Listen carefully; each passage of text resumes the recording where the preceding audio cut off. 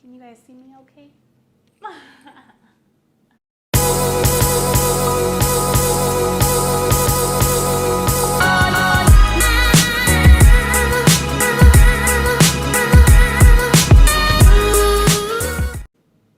So a lot of people have asked about what type of hookups does a tiny home have.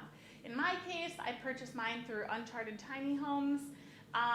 They actually certify their tiny homes as RVs. They are no bigger than an RV. They're 30 feet long at maximum.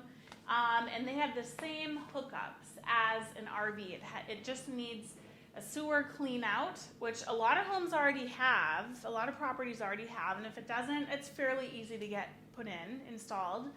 And a regular electrical amp. You can get one of the converting things that converts to a regular outlet, or it'll be the RV hookup for that. Otherwise, and then the last thing you just need is a clean water hose. So super easy, just clean water, electric, and the sewer clean out. That's probably the biggest thing, is the sewer clean out. Again, all those things can get installed fairly reasonably priced, probably, you know, at most $1,000 or $2,000. I don't know exact quotes on that. We are still looking into that for myself, so we haven't gotten exact pricing in our situation. But my intention is to actually put this on a residential lot in Phoenix, where there's already a home and a backyard where there's an RV gate for the tiny home to be placed, and then to just get RV hookups for it. That's my intention. However, if we run into some obstacles along the way, because that is something we are still working on, that I am still working on, I have been finding some backup options as to where to put it if something in that plan does not go as expected. I've looked into alternative places to put it. So in Arizona, in Phoenix, a lot of people will bring their tiny homes up north, up to Flagstaff, Prescott area. I think there's a lot of RV places to put it up there. Again, I'm from Minnesota. I do not like the cold weather. I do not want really to have ties up north, up in North Arizona where there's cold and snow. That's not really my thing.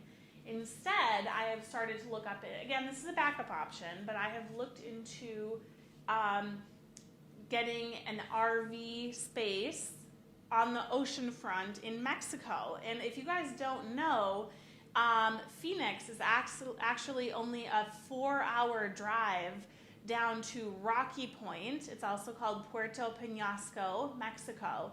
So it's actually a 4-hour drive only from Phoenix to Rocky Point, Mexico. A lot of local people from Phoenix go on weekend trips down to Rocky Point, and there are tons of Airbnbs down there. I myself stay in a bunch of Airbnbs, and it's been awesome. I love taking weekend trips down to Rocky Point, Mexico.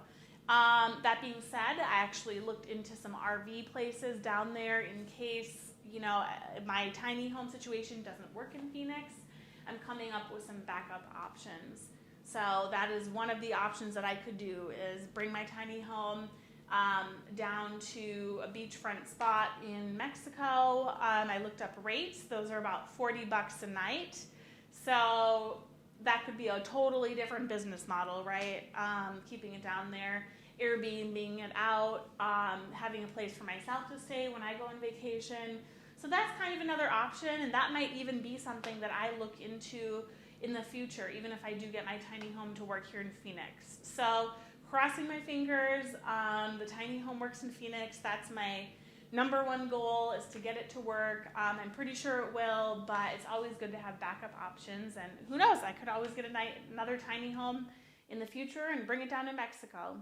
So that's kind of where I'm at so far with figuring out where I'm going to put it. I'll keep you guys updated as I get updates with this, but just wanted you guys to kind of know about the process and learn about my journey just as I'm going through it. Talk to you guys soon.